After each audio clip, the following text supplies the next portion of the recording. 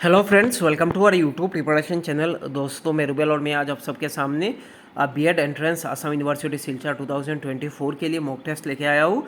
Mock test on general knowledge. So इस पे 100 question था। ठीक है, मोस्ट इंपॉर्टेंट सिलेक्टेड क्वेश्चन था 100 क्वेश्चन। सो ये 7 जुलाई 2024 को ये मैंने टेस्ट कराया था मॉक टेस्ट। सो इसका सोल्यूशन मैं प्रोवाइड कर दूंगा।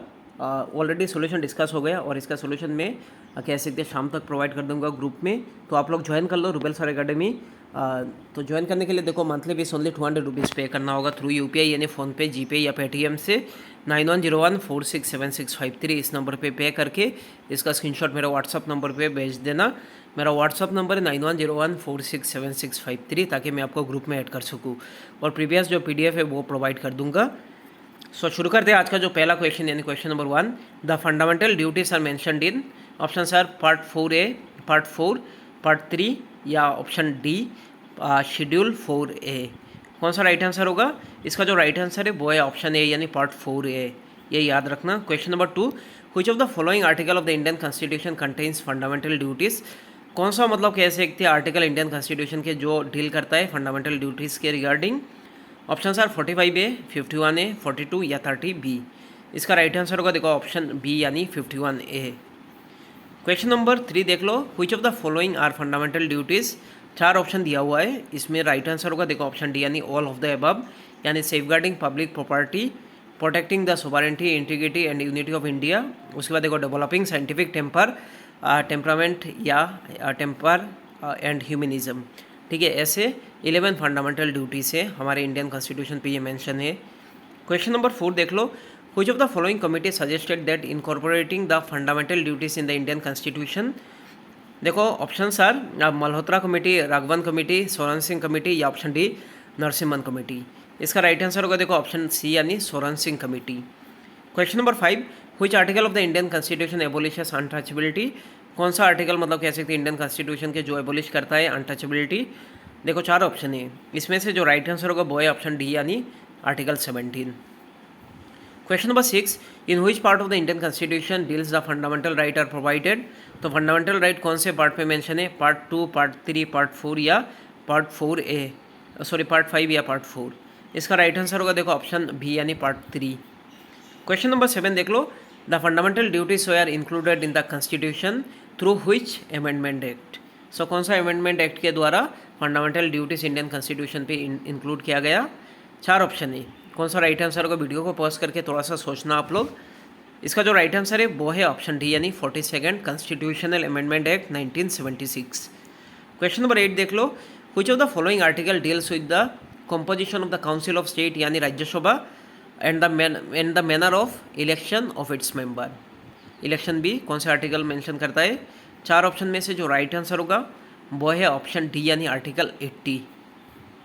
Question number 9, which of the following state was the first to establish panchayat raj institution. कौन सा स्टेट इंडिया पे पहली बार मतलब कह सकते हैं पंचायत राज इंस्टीट्यूशन स्टार्ट किया था? राजस्थान, आंध्र प्रदेश, वेस्ट बंगाल या ऑप्शन डी गुजरात। इसका राइट आंसर होगा देखो ऑप्शन ए यानी राजस्थान।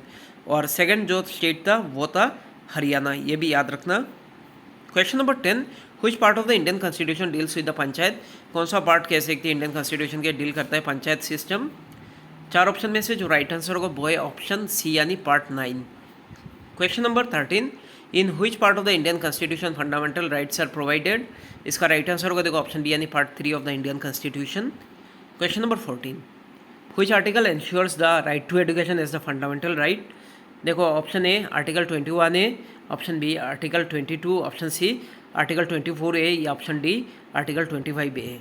इसका राइट आंसर होगा देखो ऑप्शन ए यानी आर्टिकल 21A। क्वेश्चन नंबर 15 देख लो, right to constitutional remedies is provided under which article. Option है आर्टिकल 31, आर्टिकल 32, आर्टिकल 33 या ऑप्शन डी आर्टिकल 34।